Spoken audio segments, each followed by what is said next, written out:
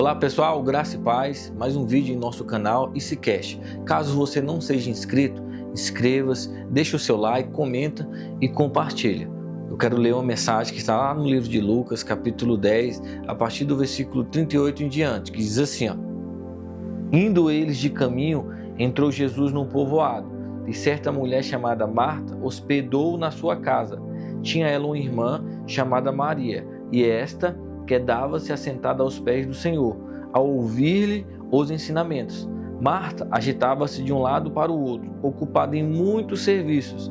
Então se aproximou de Jesus e disse, Senhor, não te importas de que minha irmã tenha deixado que eu fique a servir sozinha?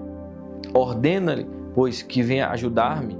Respondeu-lhe o Senhor, Marta, Marta, andas inquieta e te preocupas com muitas coisas.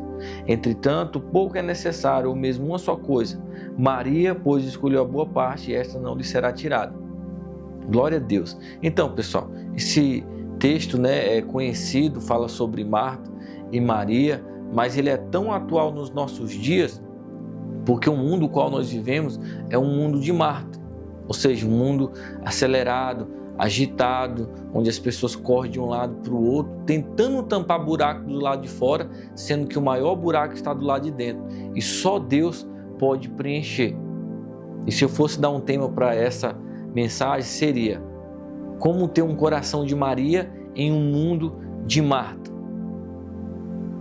Talvez você se identifique com Marta, agitada e ocupada em muitos serviços. E não é errado você trabalhar, mas o trabalho ou qualquer outra coisa, quando toma o lugar de Deus, aí sim, torna-se errado, até mesmo um pecado.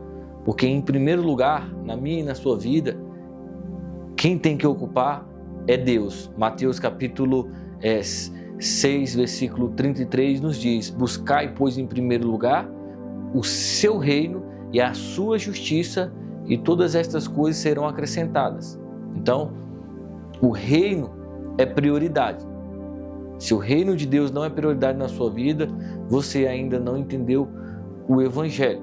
Então, para buscar o reino em primeiro lugar, requer de mim, de você, esforço.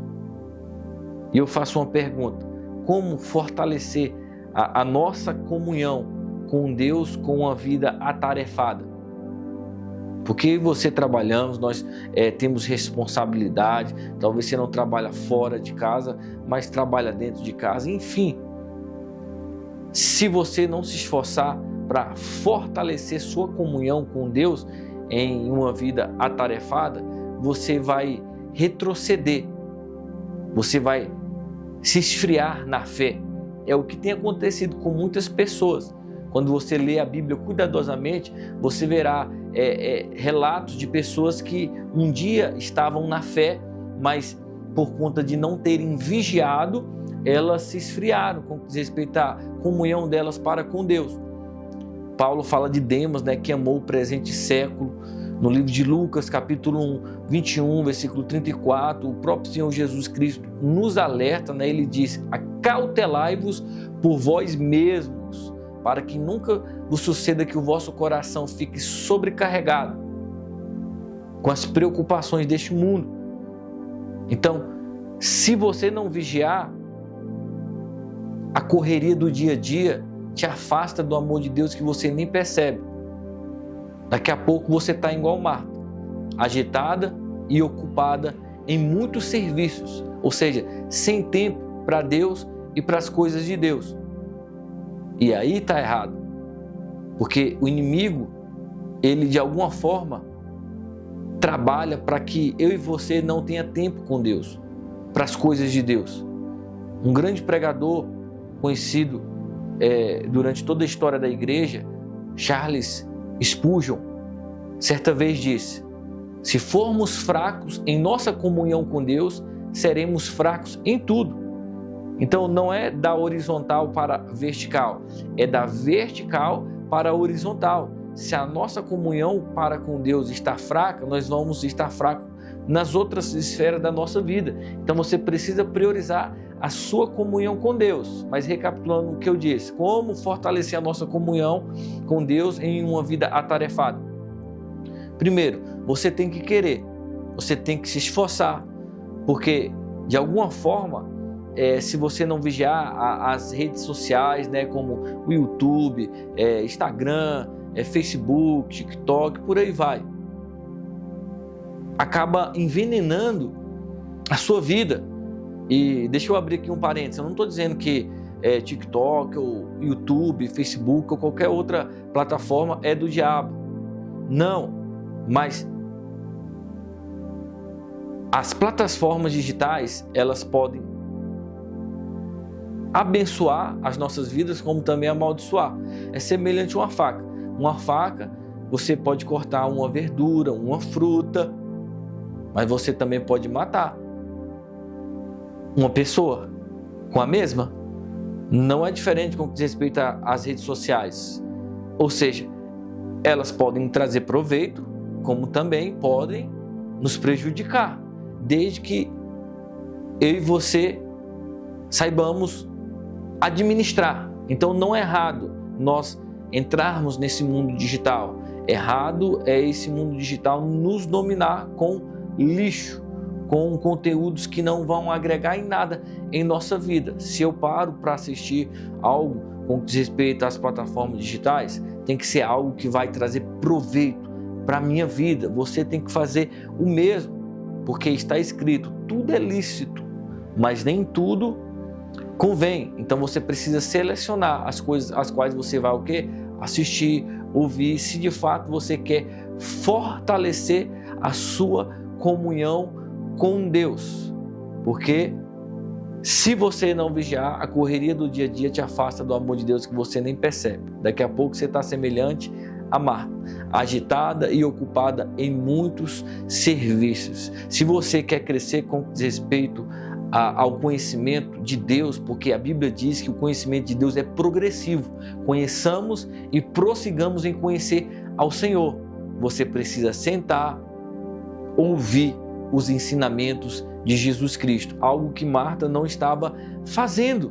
Por isso que lá no livro de Provérbios, capítulo 4, no versículo 20, diz: Filho meu, atenta para as minhas palavras, aos meus ensinamentos inclina os ouvidos, não os deixe apartar-se dos teus olhos, guarda no mais íntimo do teu coração, porque é saúde para o teu corpo e refrigério para os teus ossos. Vem, ele não disse para pessoas que estão lá fora, não, ele diz: filho meu, para um pouco. Eu sei que está corrido, eu sei que as coisas estão agitadas, mas é preciso você parar, sentar e ouvir a voz do Senhor. Quantas das vezes nós estamos sem direção porque não fazemos isso? E acabamos quebrando a cara, como diz o ditado, mas Deus está presente. Ele quer que o seu povo ouça. Não está escrito: quem tem ouvidos, ouça o que o Espírito diz às igrejas. Mas como eu e você vamos ouvir a voz de Deus acelerado, ocupado em muitos serviços, como Marta? Não tem como. Você já conversou com alguém correndo? Não. Para você conversar com alguém, você precisa parar, sentar e ouvir, olhar nos olhos. É isso que Deus quer.